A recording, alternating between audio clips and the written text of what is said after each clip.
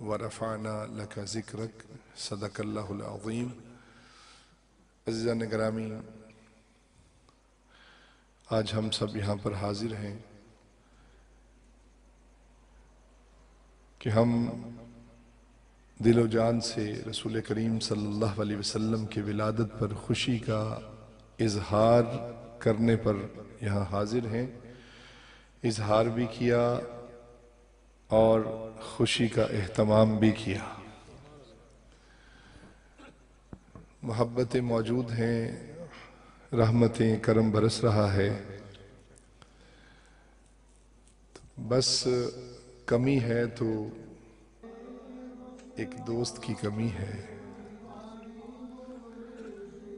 قافلہ عشق و وفا کے اس یار کی کمی ہے، اور محبتوں کے وہ ایک وفادار کی کمی ہے، اور مرشد کے ایک دلدار کی کمی ہے۔ تو میں دیکھ رہا ہوں کہ یہ قافلہ جیسے شروع ہوا، محمد خالد مرحوم بہت نیک انسان تھا، اور بڑی محنت کی اس نے رسول کریم صلی اللہ علیہ وسلم کی محبتوں کے لیے۔ یہ ایک باغ بنایا، بس جو وقت مقرر تھا۔ اس کے والد محترم بھی یہاں موجود ہیں، ان کے سسر بھی یہاں موجود ہیں، بچے بھی موجود ہیں۔ بس جو حکم تھا، نہ اپنی مرضی سے آئے نہ اپنی مرضی سے گئے۔ جتنا رزق تھا وہ کھایا، اچانک جو ہے بیماری نے پکڑ لیا۔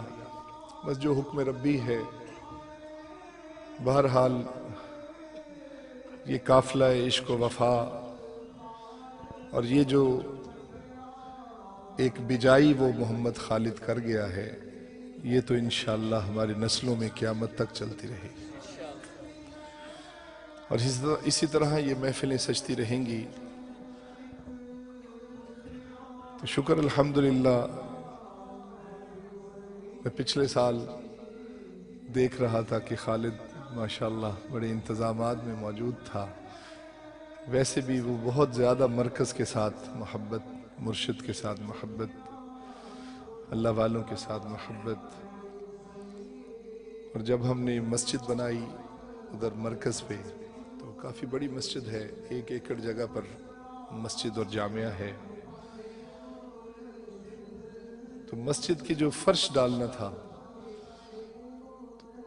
تو اس نے کہا کہ ڈاکٹر صاحب میں خود یہ ساری، چونکہ لینٹر کے بعد وہ فرش سارا خراب تھا، کافی مٹی اس کے اندر تھی، تو وہ اپنے جانثاروں کے ساتھ 5-7 دوستوں کے ساتھ ڈیوٹی کرنی، فیکٹری میں ملازمت کرنی، وہاں سے چھٹی ملنی تو سیدھا مسجد میں، مغرب عشاء تک مسجد میں کام کرنا، کوئی معاوضہ نہیں، کوئی خدمت کا مطالبہ نہیں، بس اللہ کی رضا کے لیے۔ آج وہاں پر اللہ کے وہ بندے سجدے کر رہے ہیں، اور رسول کریم صلی اللہ علیہ وسلم کی محبتوں کا وہ مرکز قائم ہے۔ اللہ اس کی مغفرت فرمائے، اور رسول کریم صلی اللہ علیہ وسلم کی شفاعت نصیب فرمائے۔